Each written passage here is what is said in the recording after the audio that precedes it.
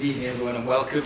My name is Hamish Perry and I'm one of the Associate Directors here at the Royal Court Theatre. I want to thank you all so much for being with us and being part of our day of action. Some of you may have heard me say this speech many times today, so thanks for being on our journey. I'm really proud and excited to introduce our final event of How Can Theatre Be Green? A really exciting discussion that we have artists and practitioners of this world here in front of us. I'd like to introduce our panel. We have Alison, Tickell, the director of Julie's Bicycle. Here we have Natalie, Abrahami, a theatre director. Here we have Handley, a production manager at the National Theatre and once formerly production manager of this theatre, who will chair tonight's event. Natasha Chivers, a lighting designer, and Todd, the executive director of the Arcola Theatre. And without further ado, I'll get out of the way and let the interesting people talk. Welcome.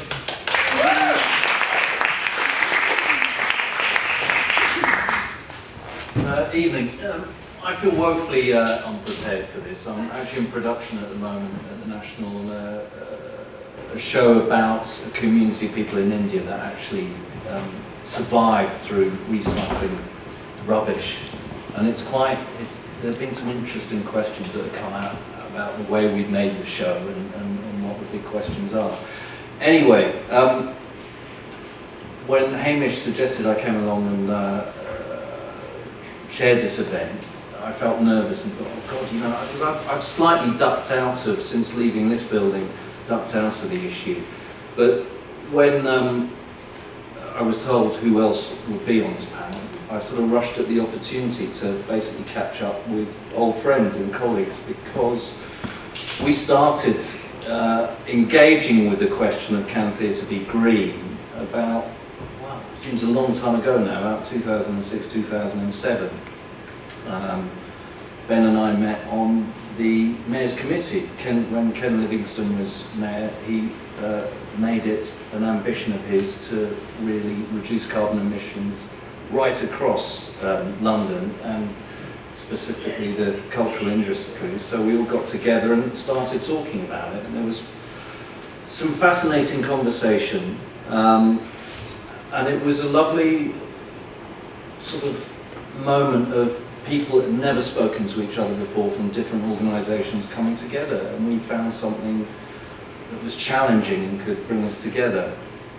But I suppose the big question is, what have we achieved in all those years, 7 or 8 years? And I'm going to ask you first, Ben, because you were very bold at the beginning with Arcola, and one of the ambitions of the Arcola back then, in 2007, was to become a carbon neutral theatre. And is that something you've achieved? Is it relevant? It's a strange thing. We did all of this work back then, and I'm an engineer by background, ended up in theatre accidentally. And we were going to do this properly. We would do carbon neutral. This is an ambition. We're going to separate what I used to then call the vision rigor spectrum. So the rigor is about recycling bottles, and the vision is about let's have a revolution and change the world. And where do we sit on that, and what's the right way? Don't try and tell people recycling bottles is interesting, but you just need to do that. And don't present revolution as a kind of process with a tick box, because that's not really how that works. And so we looked at, but we set this thing, we said this carbon neutrality. To scientists, I defined it slightly more technically, so they didn't realise I was talking complete rubbish. But in very simple terms, it means you can't use any external source of energy for your heating. You need to reduce all your electricity usage as far as you possibly can, and in the extreme, of course, you make all of your electricity on site, solar panels being the obvious thing. So we did some proper work. So before we even met, we had some sort of former colleagues of mine come and do this. How would you make Arcola carbon neutral? And we had a plan. And it went through and it said, if you look at the total carbon footprint of the existing Arcola, and you work out how you can reduce it down, and you work out what the cost of each of those measures is, so you have a kind of cost per square of carbon dioxide reduction. You work your way through, and there's a load of stuff, early wins that you can do about insulation and turning things off, and all the obvious stuff that really we should all be doing anyway. All the way through to the hard bit, that last bit, these lights, which actually aren't a massive part of the theatre's carbon footprint, really difficult to change, as we'll hear about. And you just do that with solar panels and it costs loads of money. So the reason I'm going through that whole narrative is basically we've done everything except for solar panels. So we actually make money on our heating now. We burn wood. And we actually run out of cash like this. I haven't quite put radiators everywhere I should. It's chilly occasionally, apologies. And we haven't got any air conditioning, the killer chiller on the roof of this building and on most buildings that cools them. We've got this nice passive ventilation system that draws air in from the light well around. It's not quite finished, so it's hot. That's not its fault, it's my fault for running out of money. But we're not consuming all this energy. So actually, Leila, our executive producer, said to Matt, who runs the programme for us now, where are we up to? And it's frighteningly far along. But the bit we haven't got to, which I hope some of my colleagues here will talk about, is the art piece. We haven't found a way of making art sustainable. My heckle for this panel is actually you can't.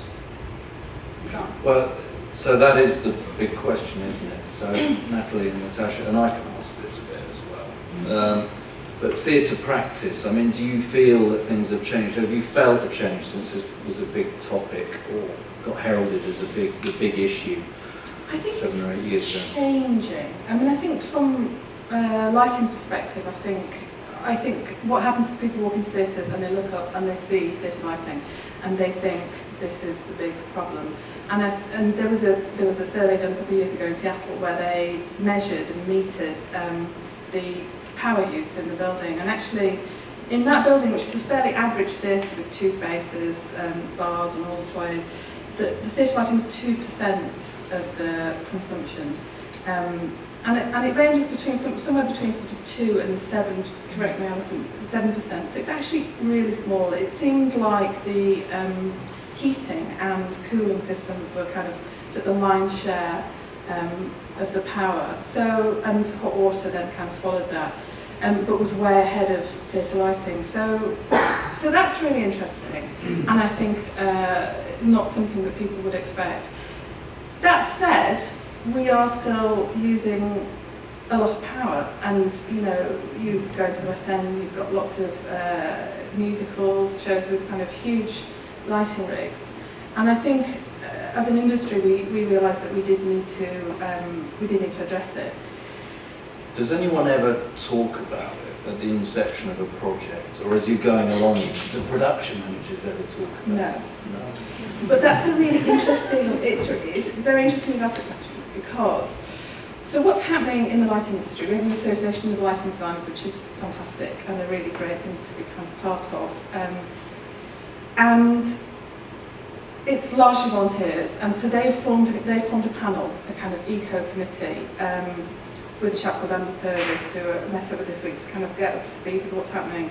And so what Andy does, so questions come in, and what Andy does is kind of bats them out to people like Alison, who know a lot more, and bats them out to kind of lighting manufacturers and consultants.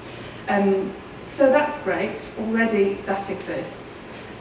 He's drafted some guidelines that are not public yet for lighting designers.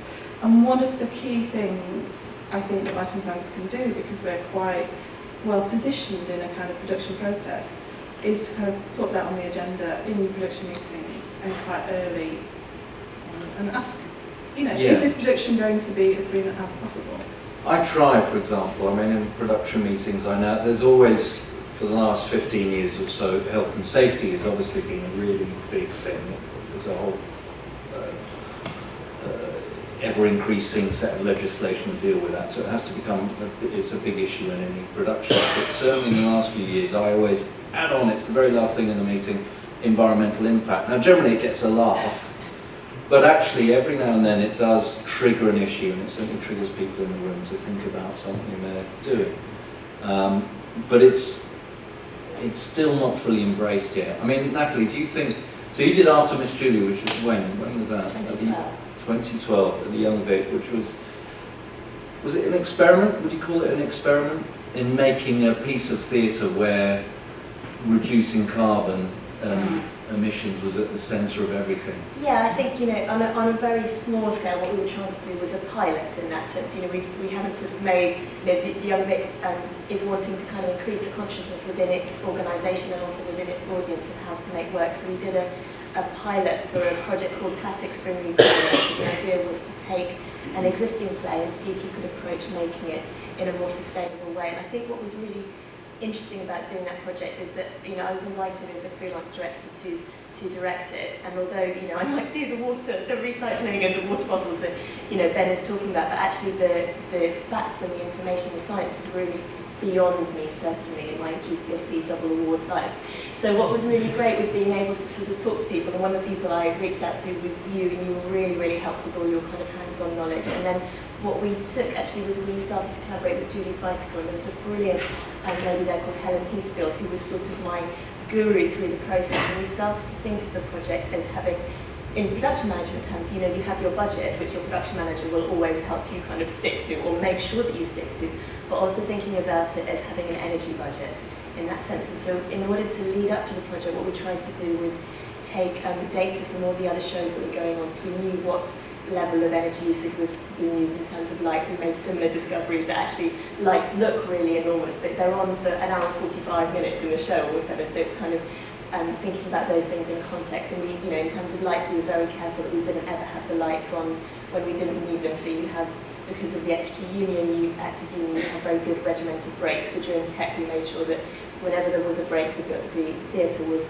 the lights were off in that sense. But so we started to investigate how to make a show, and that involved lots of different conversations with every aspect of the building. So, you know, I talked to the marketing department, and we decided that we would experiment with not having any paper print for that show and see if we could sell it only via the internet. And then we decided we allowed ourselves, Helen allowed us 6 posters on the wall outside the building, because actually they were going to be up there for so many months that it was worthwhile. And so I think we worked out in the end that we used 1 kilogram of paper throughout the whole production in terms of scripts and things like that. We were very careful about that. So it was trying to find the small changes that you can make, and also the much larger ones. And some of the larger ones are not so glamorous in the sense that you wouldn't necessarily know about them. One of the big things is that we talked to Max Fordham, the engineers that helped design the Young Vic, and we talked about how to look at our air handling system and make sure that we weren't heating the building or cooling it unnecessarily. And actually that made the biggest impact on the show. And so it's partly about management of expectations. So we would email people out saying,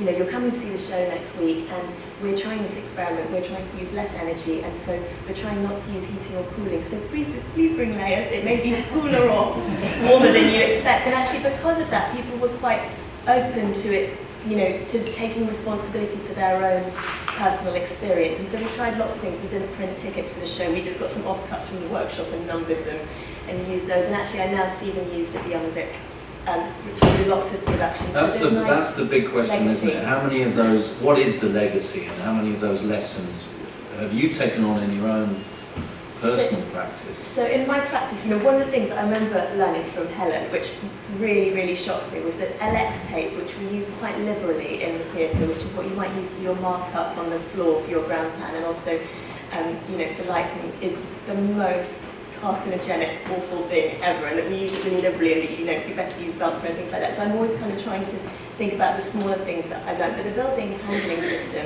that's something that's now used in every show.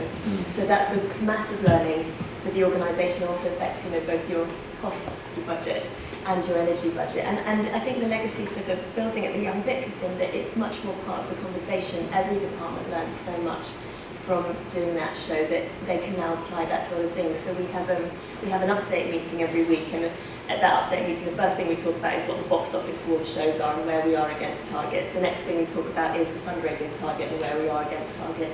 And the third one is where we are on our carbon target for the year. So it's very much part of the conversation in the building, which I think is a really helpful legacy. Also, Paul, out of that, we pulled together a sustainable production guide, Yeah. which became a sort of Uber case study, and we pulled it all together, and it's used really quite widely. Well, it's used very widely and internationally now. So, Alison, how are we doing? Because you came originally from the music industry, and certainly the impact that Julie's Bicycle had on the music industry and festivals in general was immense.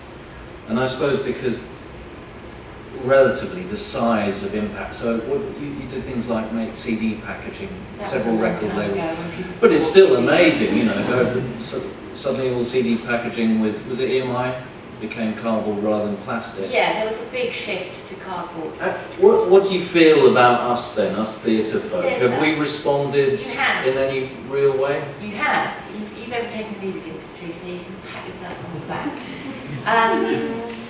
I think there are some very good reasons for that. So the theatre is now, there's an awful lot of work going on, and I think one of the most interesting things that's happening, that Julie's Bicycle now works right across the performing arts and some other sectors too. Theatre and visual arts are really taking a lead, and I think there's a number of reasons for it. They're building based, they're very networked.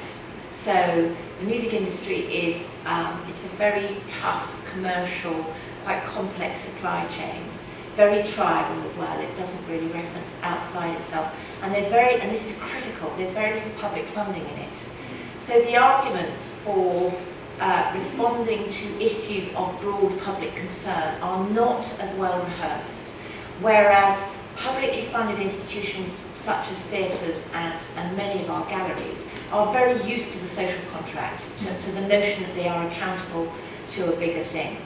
And also, crucially, the theatre industry talks to one another. So it's full of networks and collections of people like Andy Purvis's, you know, the White Light is Andy Purvis, who we talked about earlier, works for a commercial lighting company called White Light.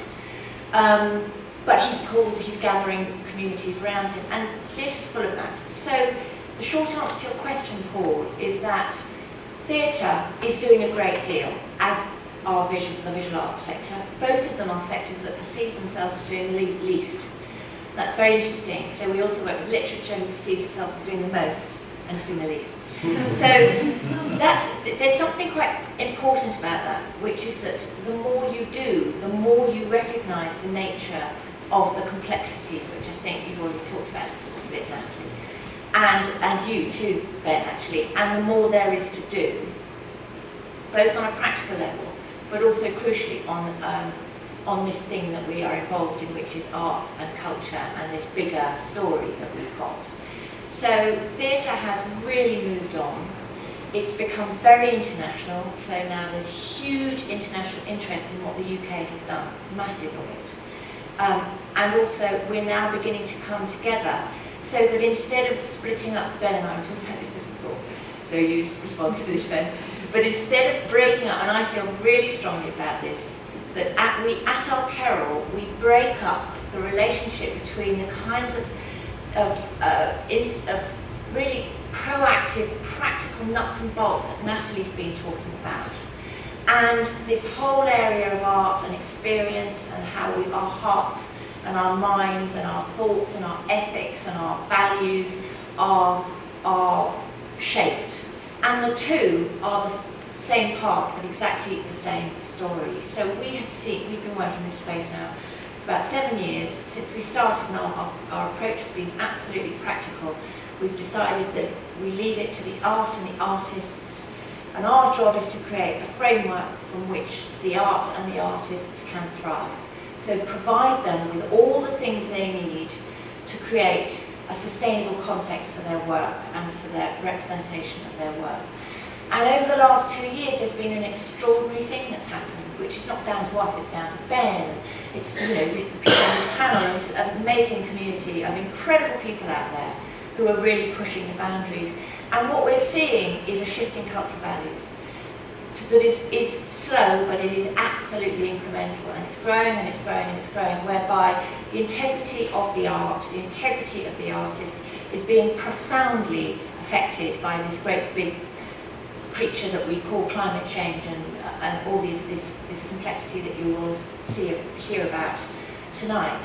And the cultural values are shifting, and that is a really, really, really critical role that the arts and culture is beginning to take through doing. It's the process of doing that provides this extraordinary creative energy. So it's practice as well as communicating Absolutely. big ideas, because this is a thing we did touch on earlier on. Sometimes you think, well, Ben, what are the statistics? What the theatre in the world? Yeah, so if you look at the carbon impact of theatre across the world, it's basically irrelevant. Yeah? The actual impact of these buildings. The carbon impact of the global population is, of course, the entire carbon impact of the global population. And if you want to shift the behaviour of the whole world, what we're talking about there is a cultural shift. We use the word cultural shift. I play this Archimedes idea. Archimedes says, give me a place to stand and I'll move the earth. So culture is the thing. If you want to move culture, you need a cultural lever. So theatre is a cultural lever. That piece that Al's talking about is about if we can embed those values in the art, then you actually can.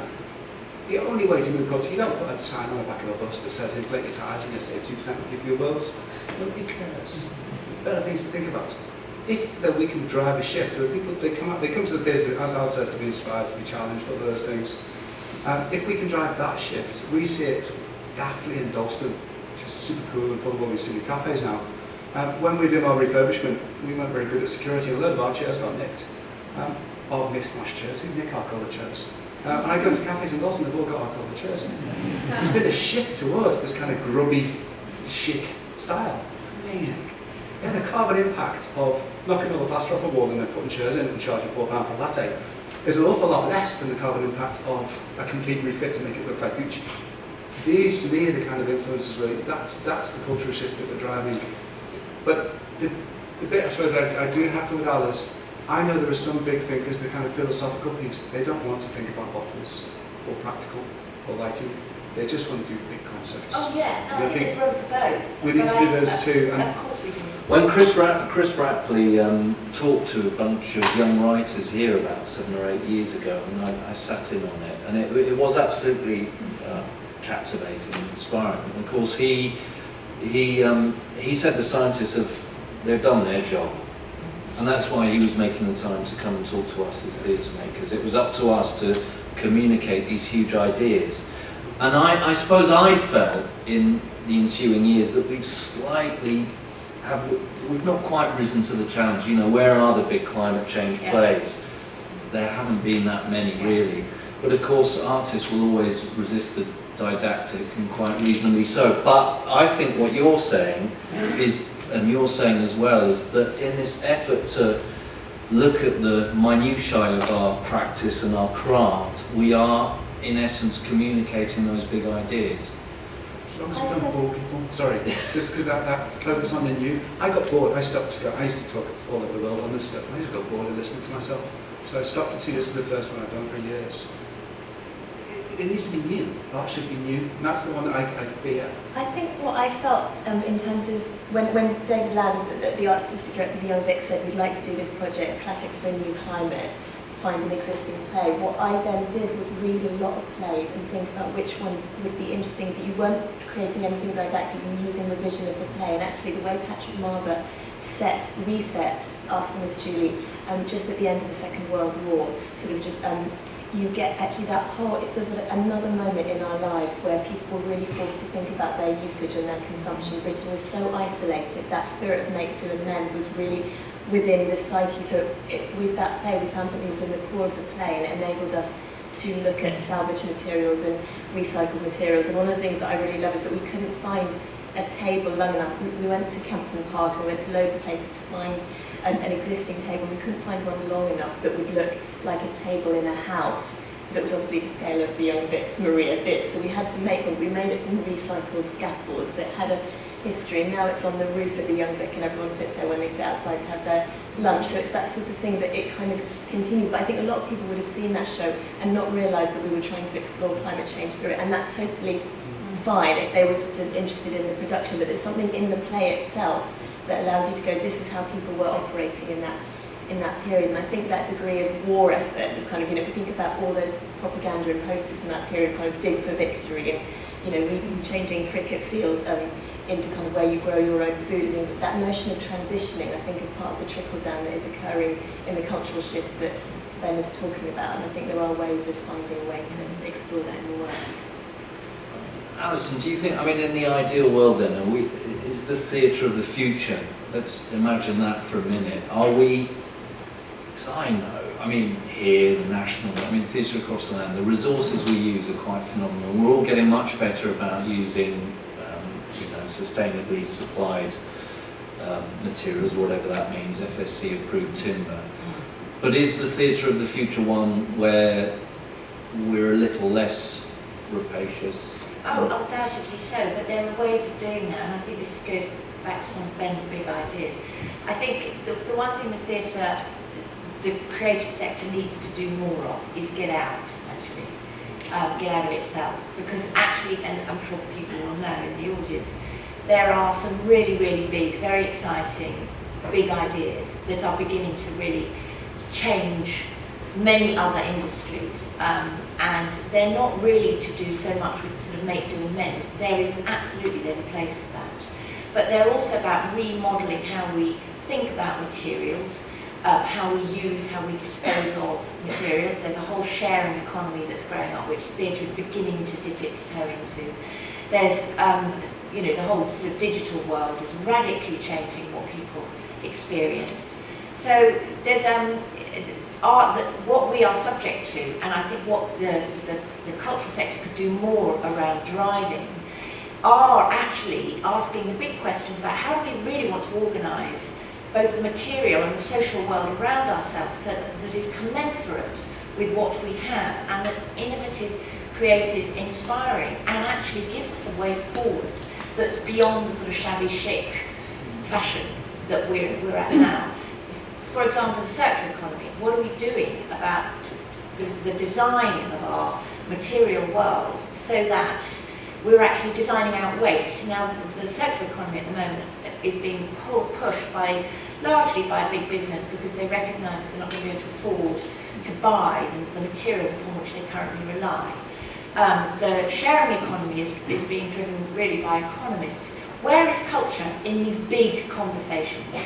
And we really do need to get down and get interested and get into them and start to think of ourselves not as a sector, a cultural sector, but what is our responsibility in this space? Not just in terms of our carbon impacts or our material impacts, what is our responsibility around both becoming part of a much bigger civic project and our role in actually shaping and moulding and communicating that in an inspirational and exciting way. And those are the questions we should be asking ourselves now. So is the question, can theatre be green? Is it a relevant question? No, I think it's an asinine question. Because, as Ben Can said, theatre persuade the rest of the world to be green if theatre can't be fucked, frankly? Yeah? If we can't persuade the world in theatre, this is not from me, I have an awful lot of leeway in. If we can't get the idea of sustainability, of future, so in Arcola we had Arcola Energy, we shifted to the future Arcola. People like to think about the future, they don't like to think about recycling bottles.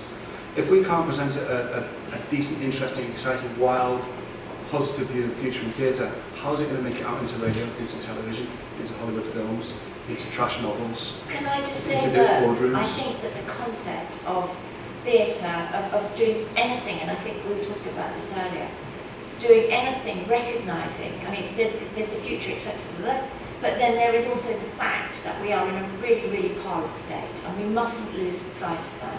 So when we talk, is theatre green, then nothing's green in its most purest sort of analysis.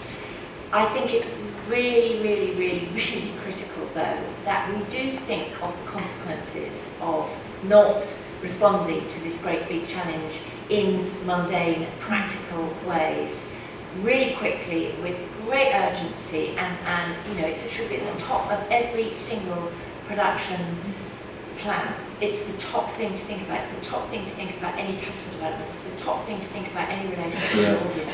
And we're not doing that yet. We certainly aren't doing that. And the future story can obscure that. It can become all about, how exciting, we're going to get, that's where lots of money.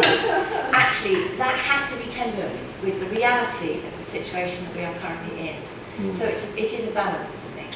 And would you say ultimately you're optimistic about that? I am, very. I think it's the most incredible time to be alive, but I am under no illusion that the future is going to be really tricky, and that we've got a heck of a lot to do. Is it a good time to open it up to the audience? Has anyone got questions? Just thinking, we've had a year of the same theme, which is Great England, through culture, through art, through exhibition, yes. Why not aim for a theme year to do with carbon emissions, or something which everyone gets involved in? I don't know who would do that with the government, but we have a body that says, let's devote ourselves this year to climate change, so that days and exhibitions, everything is focused on that. Not everything, but a lot of people might I think it's a wonderful idea, but persuading people to do that is a bit tricky. There's a very interesting tension actually in the cultural sector, in the arts and culture, where one of the reasons why I think it's stuttered a bit, that during the last big climate talks which took place in Copenhagen, there was a huge amount of frenzy. This was in 2009, and everybody was really interested in it. Then after various sort of issues around that, the whole issue slumped, and I'm sure people in this room will have felt that slump. And the answer, absolutely, yeah. We have to make it a bit more fashionable at the moment. At the moment, it's not, and that's happening actually. I can feel it now in the run-up to the next big climate talks next December. But interestingly, energy is back on the agenda, and that's really critical because energy is probably the most important subject, the most interesting subject to talk about, and it is back on the agenda. So I think it'd be a great idea. I've got one other one. Go on then. No, this is the green fair, which always is without zero, use solar or wind. But they have big tents, and then they have music. They Yeah. want stereo or any equipment. There are people that bicycle Yeah. to survive the Yeah. cloud. If they don't like it, no one fights, and then they don't get to have it. When I part of my many bits of different research and going down different avenues was that I went and spoke to Magnificent Revolution. In fact, I did a workshop with them about how to kind of make speakers out of bicycles, and the idea was to kind of get everyone cycling and things like that. And I think there's some great ideas. I think it works particularly well for cinema. I've realised that for the young Vic, the intimacy of the show would be compromised by hearing the sound of whirring. So it's just that sort of thing about Chris James would know this. Didn't Katie Mitchell, her show in Berlin? Yeah, they did lungs that way. Did anyone see it? No. But Could you hear wearing well, I bicycles? think the difference there, because I spoke to them as they were thinking about it, I think the difference there was that the actors did it themselves rather than the audience. I think they could be in that they could control it. You can do it. You can actually, there was a show that had the cyclists all in the gym 3 doors down, and it was just pumped in. So that was great. Yes. Sorry, I meant the lady behind you actually. We'll do you next. As with your sort of dramatist scale as opposed to your real heads on, what would be your take on 2071? Do you, I mean, I work for an organisation that promotes using narratives and stories to get people's in partial audiences, not turning body on the science. How well do you think Strategy and Co have done in terms of producing a piece of theatre to include story and drama? Well, Natasha. Well, I mean, there's a discussion there, and I think there have been some people who felt that it's closer to election than a piece of theatre. I personally disagreed because I found that the projection and the visual images, for me, put it in a context. I had an emotional response to them. And to the world and what they presented that took me away. I mean, I listened very carefully to the science, and I actually found it very clear. So I think that Duncan's work with Chris on the clarity of the communication, I thought was amazing. But I think that the images put it into a context and connected me to the kind of wider world in an emotional way. That to me made it feel like a piece of theatre and very successful in that. And I mean, actually, beyond that, I kind of don't even care because I think it's so important that it was on and that that today's happening. That I think that's bigger, but that's my personal response. Science and art coming together. What a joyous thing. There needs to be a lot more of it, I think. Does that answer? Do you want to say anything on that? No, it's just when new enlightenment, those things used to be connected. Exactly. The gentleman in front. Congratulations on getting your carbon usage down, but I think you've concentrated on doing within the theatre itself. Surely the biggest usage of energy in the theatre is people coming to it. Yes. It's people getting here and going away. I know, it should all be on the radio, shouldn't it? No, well, I mean, it has been done in the past, quite effectively. But secondly, I hate the idea of you not using paper and using the internet. Began to use that sort of thing you're expanding these sort of electrical systems, and you're getting people to use more electric and making it so much more difficult to cut emissions. It'd be far better to use paper and no internet. I think that's a very interesting provocation. I think to the first element, we did encourage everyone, you're absolutely right, we encouraged everyone to arrive by public transport. We explained where the Boris bikes that were located all around Waterloo, and we did encourage people.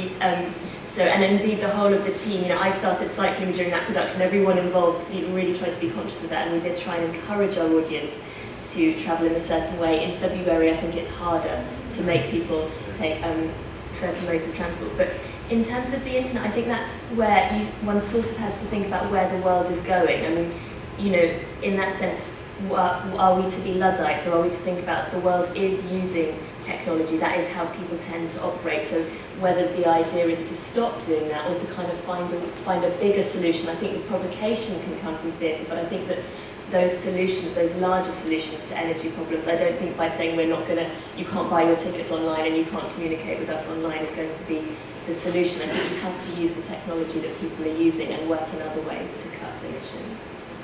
And it's not absolutely sure how, the comparisons are incredibly difficult to make actually between, we've done quite a bit of work on that, and the difference between a paper programme or a paper ticket and digital tickets is a really moot point. It's extremely difficult to make those comparisons, and more now of the internet is being renewably powered, particularly the latest moves of Apple, believe it or not, and Google.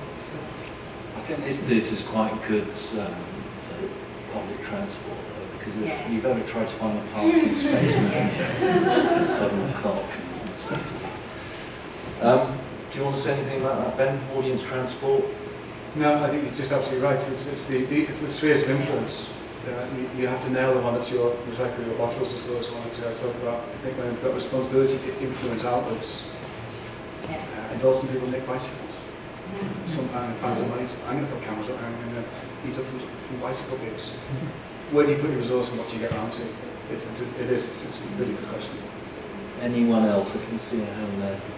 I'd like to actually play back the question to the person who works officially on narrative, rather than she felt, given and particularly if she didn't, given the fact that there's so much interest in the show and so much interest in disseminating it in so many places, what would she do differently? Because it's such an important message. If it's not as perfect as it could be, what else could happen? That would have to be something that the dramatists come up with. Just doing something more creative, as we've done 15 years of turning the sort of information deficit, where if only people knew, if only we could explain to them, people make difficult sacrificial changes when you speak to their underlying values and use stories. That's what gets them. And science and maths, unfortunately, doesn't tend to. That's what the research has shown over the last 15 years. And we're just hoping that there might be something just a bit more creative than a jazz up science lecture. Can I just think about that? I felt like this, for me, was the most, and maybe it's because I've just been a bit critical leading up to it, but it was the most informative piece of literature or presentation on the science that I could have either stumbled across, Googled myself, actually this is what as an audience member I would have wanted, and I don't know if I speak for anyone else, but I think if we want a story, we can find a story. It's much harder to find the facts that Chris gives in this. I think that's what's been the most valuable thing out of this.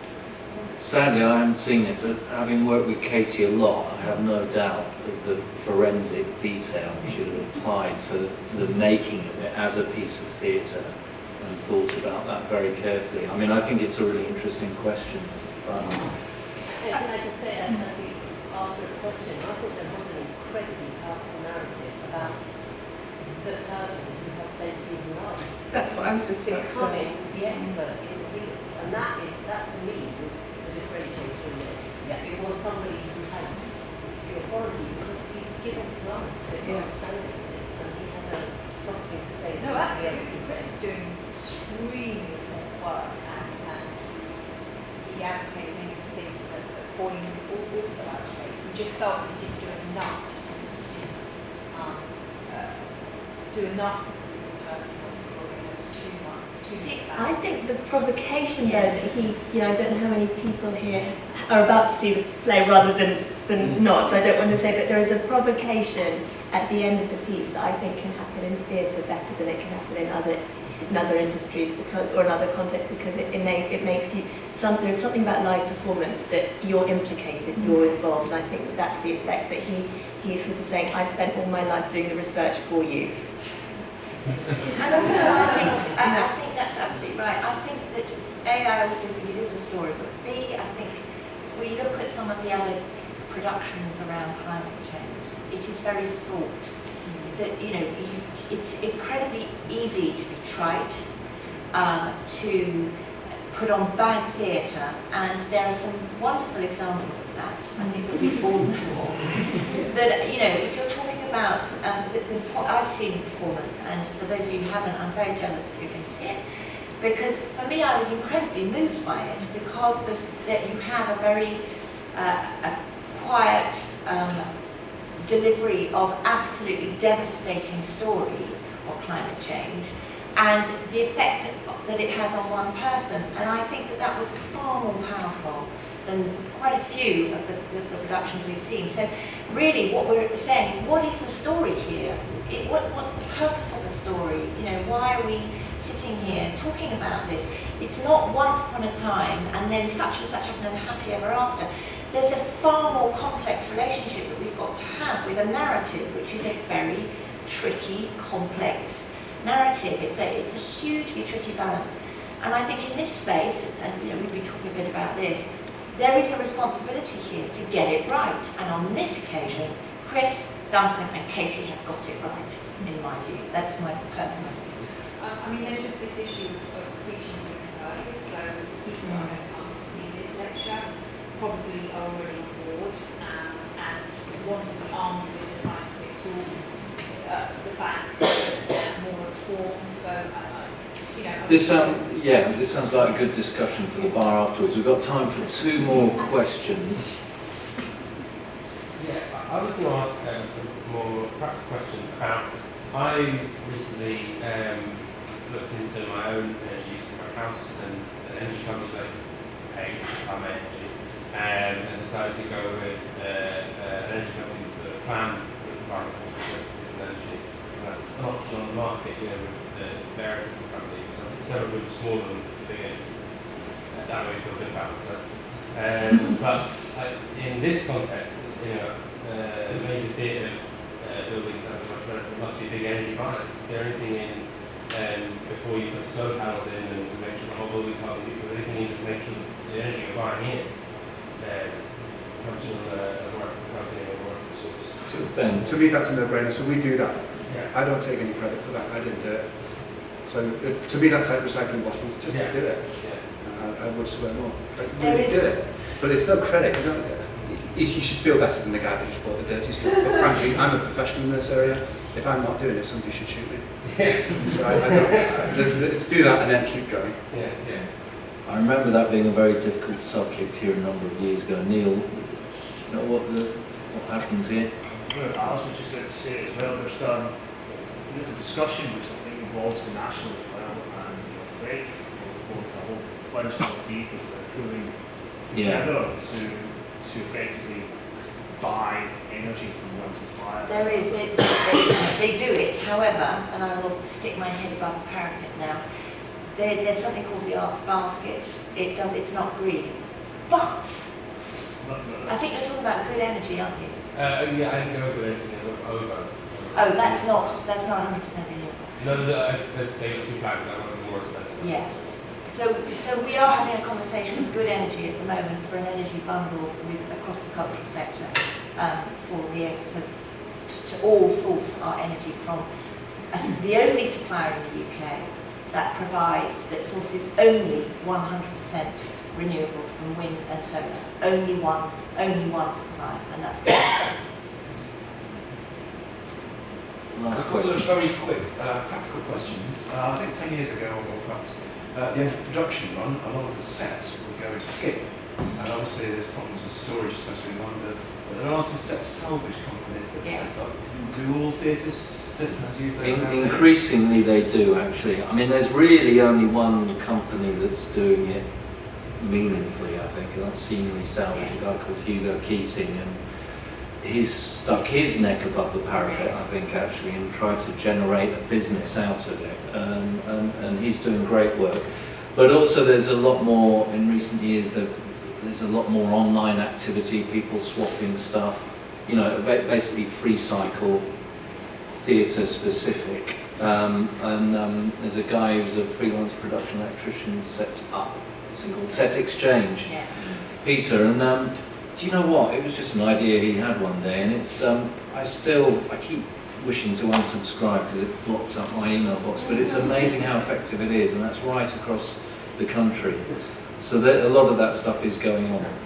And the other practical question for Natasha, there's been a revolution in stage lighting, the LED lights, which use 10% of the lighting. Well, I have heard that a number of directors and designers are a bit loath to use them because they give a different quality of light. Is that yes, we could talk about this for an hour, but yes, so what happened was LEDs, everybody decided that LEDs were the way to go for theatre lighting, and so there was kind of excitement and panic because we use a source called tungsten lighting, which we love and we know how to work with. So it was decided that we were all going to use LEDs. There was panic. We kind of fought back to not just on artistic grounds, but also because it's slightly more complex than it seems to be with the LEDs, because you've got to create the new fixtures. They've got far more electronics in there that come from all over the world. So how are they getting here? What minerals are in the electronics? The debate is ongoing, but we've decided to use LEDs where appropriate. So for things like lighting sites, where you normally have lots of really dark colours, we're using LEDs as much as possible. And for things like backlighting, where it might be really dark colours again, really kind of saturated colours, LEDs very bright, very effective. So it's a huge discussion, and I think LEDs are being incorporated where appropriate. But LEDs are not it's not the simple answer that it is at home in switching your light bulb, changing your light bulb. It's a much more complex area. I think that's it. I think we should applaud the Royal Court for putting this day together. It's